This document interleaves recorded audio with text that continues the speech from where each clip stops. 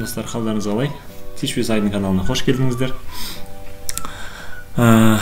Енді сіздерге бүгін өте пайдалы видео түсіремін. Бәрімізге мысалы жақсы, қызықты бір сабақ өткізу үшін не керек? Презентация керек, PowerPoint. Ол презентацияны қайдан аламыз? Оны қалай компьютерімізде жаза аламыз? Оны қалай іздейміз? Осы сұрақтарға жауап беру үшін қазір сіздерге кішкентай бір видео түсіремін. Бұл видеоны соңынан қараңыздар. Каналға жазылуды ұмытпаңыздар. Лайк басып, сұрақтарыңыз болса комментарий жазыңыздар. Осыған ұқсас басқа да сұраныстарыңыз болса, ұсыныстарыңыз болса айтыңыздар. Соған байланысты видеолар түсірейік. Ең біріншіден біз Google-ға кіреміз. Бүкіл жұмыстарымыз көбінесе Google-мен бастаймыз біз. Енді біз кез келген пәннен сабаққа дайындалу үшін бірінші сол тақырыпта жазамыз. Мысалы биологиядан heart, жүрек деген тақырыпты өтетін болсақ, біз соны жазамыз. Қаласаңыз орысша, қазақша жазсаңыздар болады. Бірақ ең көп нәтиже қазақша емес, ағылшынша табылады. Ағылшынша. Сол үшін қазір сіздерге ағылшын тілінде көрсетемін. Heart тақырыпты жаздық, мысалы жүрек, heart, сердце. Одан кейін пробел бастық. Қазір өте маңызды момент. PPT деген үш әріпті қосамыз. PowerPoint дегенді білдіреді. Бүкіл осы әлемде қаншалықты PowerPoint-тар бар, соларды үйсіп тапсақ болады. Enter басамыз. Пожалуйста. Бізде жүрекке байланысты көп сайттар, көптеген презентация уже дайындап қойды. Көрдіңіздер ме? Енді бізге әрқайсысына кіріп, өзімізге керегін таңдап алсақ болады. Мысалы, ең біріншіден бастайық. Міне. Ашылды. Бұл презентацияны, былай оңға басып көріп шықсақ болады. Мысалы, ішіндегі суреттер, жазулар, құрылысы сіздерге ұнай ма? Сабағыңызға ыңғайлы ма? Көбірек сурет, көбірек схема, түрлі түсті таблицалар, басқа заттар болса, ол жақсы. Текст азырақ болғаны дұрыс. Және де ұмытпаңыздар, бұл презентацияны жазып алғаннан кейін балаларға біз оны бәрін көрсетпесек те болады. Өзімізге керекті слайд-шоуның ішіндегі слайдтарды алсақ, қалғанын алып тастасақ болады.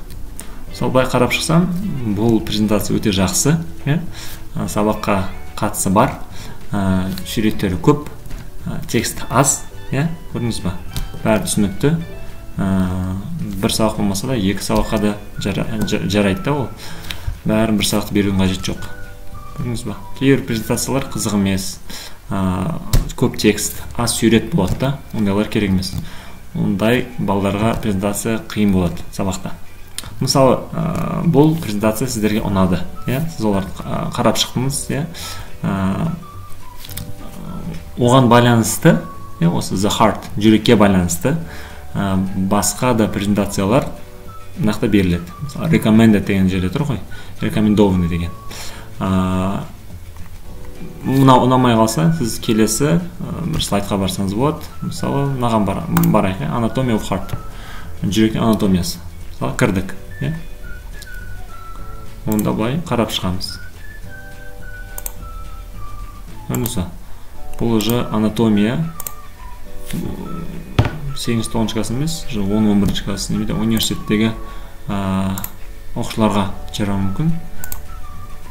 Сөйтіп, үшінші бір презентацияны бас көресіз, сөйтіп іздей бересіз да. Өзіңіздің қалаған бір форматыңыздағы құрылысы да әдемі, жаңағы презентацияның тексті аз, суреттер көбірек, балдардың деңгейіне сай болу керек. Мынау да жаман емес, өте жақсы.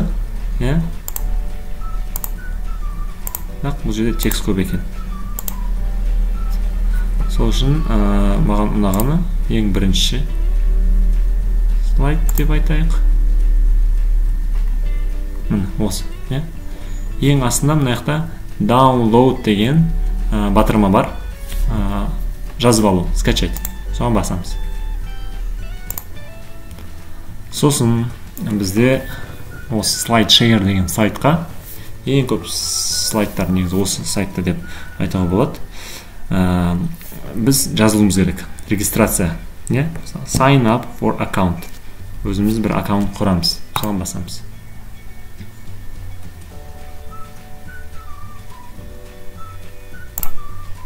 Одан кейін join, қосылу, бастық. Мысалы, өзіңіздің мейліңіз жазасыз. Айдын. Одан кейін паспорт жазасыз. Мысалы, қалаған бір паспортымызды жаза саламыз. И continue, жалғастыру деген басамыз. First name деген біздің бірінші атымыз. Last name деген біздің екінші атымыз. Толтырамыз соны ағылшын тілінде.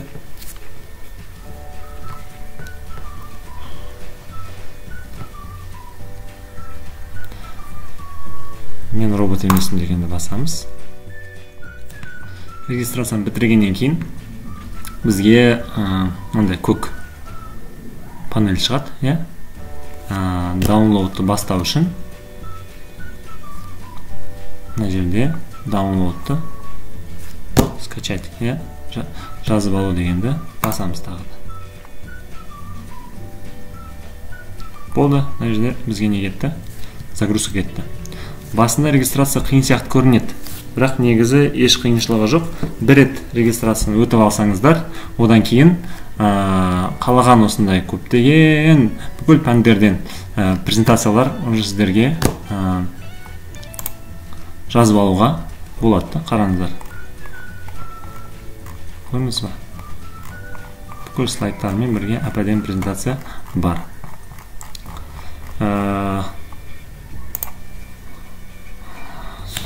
Видео қараған үшін сіздерге көп-көп рахмет.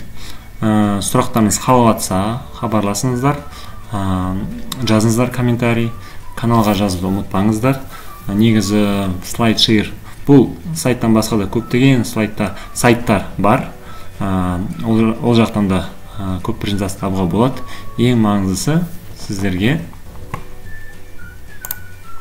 жаңағыны үйреткен, тақырып жазғаннан кейін PPT, осы 3 әріпті жазуды ұмытпаңыздар. Кез келген тақырыпқа сіздерде интернетте көптеген презентациялар естіп шығатын болады. Орысша қазақша жазсаңыз болады, бірақ көбінесе ағылшынша жазсаңыз көбірек табылады. Рахмет, қош сау болыңыздар. Сұрақтарыңыз болса жазыңыздар. Ұсыныстарыңыз болса басқа да тақырыптарға, дистанционное обучение, үйден отырып оқыту осы мәселесіне байланысты басқа қандай программалар қолдануға болады, қандай сайттар, қандай ойындар, қандай басқа программаларды қалай қолданамыз, соның бәріне жауап беруге тырысамыз, көмектесуге тырысамыз. Қош сау болыңыздар, аман болайық.